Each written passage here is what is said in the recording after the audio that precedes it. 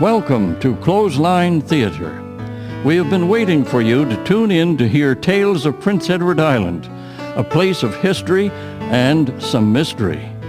You may be surprised by the true stories that have been unearthed and brought to life by our radio dramas. We invite you to settle into a comfortable chair and let the voices and sounds trigger your imagination as you hear the following dramatic story. When Britain declared war on Germany on August 4th, 1914, the United States of America assumed a position of neutrality and isolation, wanting to continue trade and business with both sides of the conflict.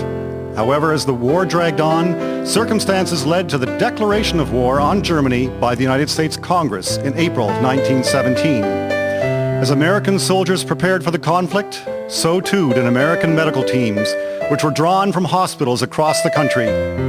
Approximately 60 Prince Edward Island women who were working in the nursing field in the United States found themselves enlisting or being called up for duty. One of those nurses was Beatrice MacDonald, who had grown up in North Bedeck as the daughter of farmer and politician Honorable Daniel MacDonald. After attending school on the island, she graduated as a nurse from the New York City Training School for Nurses in 1905. When war broke out, she was working as a surgical nurse and office manager for Dr. George Brewer in the city. Good morning, Dr. Brewer. I hope you had a restful night after yesterday's heavy operating load. You will find the day's schedule of patients on your desk. Thank you, Nurse MacDonald. It seems no matter how early I arrive at the office, you're ahead of me. Before we begin today's work, I must tell you that with the United States now part of the war in Europe, I have volunteered to return to France as commander of the 1st Presbyterian Unit. The assignment is for me to take over British Hospital No. 1 at Etretat. Dr. Brewer had volunteered to go to France for the second time during the war. His previous experience there had been in 1915, when he had led a private surgical team for 3 months in the village of Julie. Nurse MacDonald had been one of the U.S. medical personnel who had accompanied him. I expected as much, Dr. Brewer. Of course, you can count on me to be part of the team. That was the response I was hoping for, Nurse MacDonald. Oh, and that will be Major Brewer now.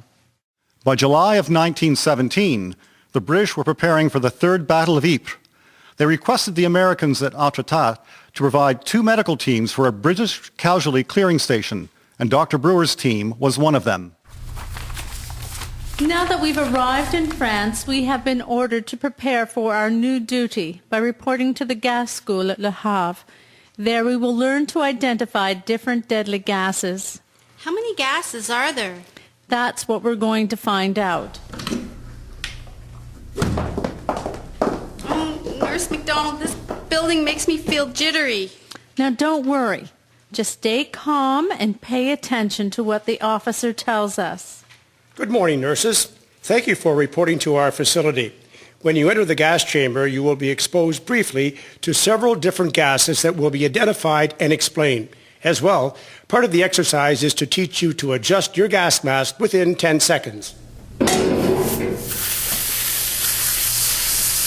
Major Brewer's medical team was dispatched after 2 anxious days of waiting and arrived somewhere in Belgium, just 4 miles from the front line.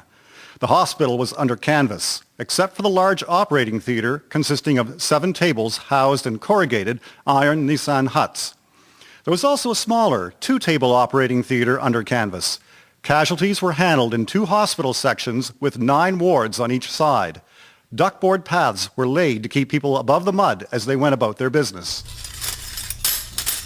Thank goodness my shift is finished. I'm dead on my feet and plan to go find my bed for a few hours' rest. You've earned it, Sister MacDonald. I hope you can sleep and dream about something good. Oh, watch out! Good grief. I'm sorry, nurse. I'm sorry, I didn't mean to jostle you. Save the story for later. She's face down in the mud and sinking. Help get her up. Oh, Sister MacDonald, are you all right? Oh, dear, you're covered in mud. Now you'll have to get cleaned up before you can go rest. I'll be fine. You go back to your work and I'll manage, if I can stay on my feet. Though the hospital was so close to the front, Nurse MacDonald felt secure in that the roofs of the tents were painted with large red crosses to signify that they were a hospital. On July 30th, 1917, Nurse MacDonald realized the great Allied offensive of the Third Battle of Ypres, otherwise known as Passchendaele, had started. As she tried to sleep in the tent she shared with 4 British nurses, all hell seemed to break loose. She sat on her cot, watching the flashes of the guns in the sky and listening to the explosions and whizzing of shells. Put some cotton in your ears, dear, and get some sleep, Sister MacDonald. We have a lot of heavy days ahead yet. Well, I'll try. The battle raged on, and during the first 24 hours, 2,400 casualties were brought to the 3 hospitals in the area. Operating teams worked continuously for 22 hours, then rested 4, and then worked another 18 hours straight.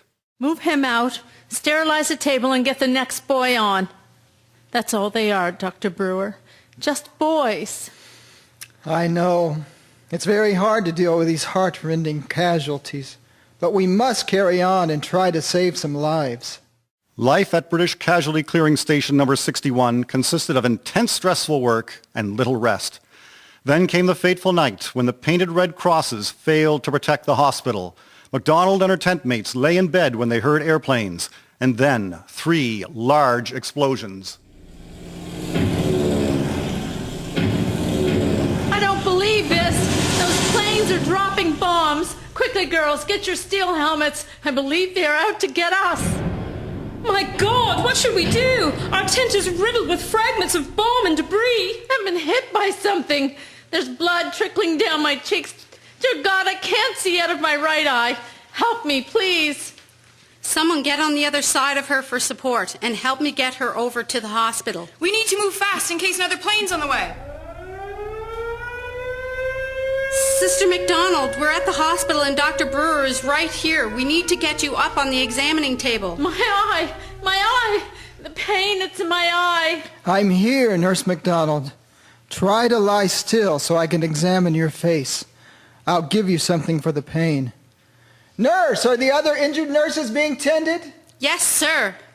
All right now. The pain medication will start to take effect. Just be calm and listen as I tell you what you need to know.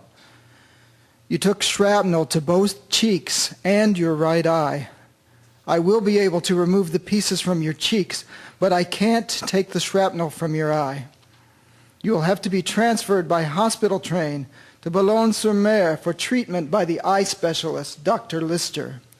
I'll bandage your eye for the trip. All right, Dr. Brewer. I trust you. Doctor, there are other nurses that will have to be sent as well. We'll do the best we can for all of them. Nurse Beatrice MacDonald, a member of the American Army Nursing Corps, was to be the first seriously injured American in World War I. Major Brewer, the train is ready to be loaded, sir. Thank you, soldier. As her commanding officer, I will accompany Nurse MacDonald and the others in order to watch over them. Nurse, have you made sure the wounded have had enough morphine to make the trip? As much as I can give right now. You'll have to take more with you. I'm a tough islander, Dr. Brewer. We'll make it. What's happening? Why is the train stopping? Nurse MacDonald, there's going to be a delay. We have been stopped outside Hasbrook because the village is being bombed. We will have to wait. Try to rest. Could I have a little morphine? The train waited for 3 hours before the signal was given that it was safe to proceed. After a long, painful night, Nurse MacDonald was finally admitted to a nurse's hospital, and Dr. Lister, with the aid of a magnet, tried to remove the deeply embedded shell fragment. Dr. Brewer, thanks for assisting me. Let's get on with this. I'm afraid the shrapnel can't be removed from her eye. The only solution is to remove the eye itself. I suggest we transfer her to the officer's hospital and operate there. She'll get better food and accommodations. I agree with your recommendation, Dr. Lister. Let's get it done as soon as possible. They're ready to put you under anesthetic now, Nurse MacDonald. You realize this means you can go home to the States. I have only just begun to do my bit here. Dr. Brewer, don't let them send me home or to England. Colonel Lister told me I will be well in 6 weeks and can go back to work. I want to go back to Etretat as soon as I can be moved. If that's what you want, I promise I will help you. Major Brewer kept his promise, and after a period of convalescence, Nurse Beatrice MacDonald returned to her unit, where she remained until she was transferred as chief nurse to No. 2 American Expeditionary Force at Baccarat in May of 1918. The hospital unit entrained for Germany and became part of the Army of Occupation in December 1918. 2 days before Christmas, she received orders to return to the United States. She eventually received the American decorations of Distinguished Service Cross, Distinguished Service Medal, and the Purple Heart. She was also awarded the British Military Medal, the Associate of the Royal Red Cross, and the French Croix de Guerre. These military honors made Beatrice MacDonald, who grew up in North Bedeque, PEI, the most decorated nurse of World War I.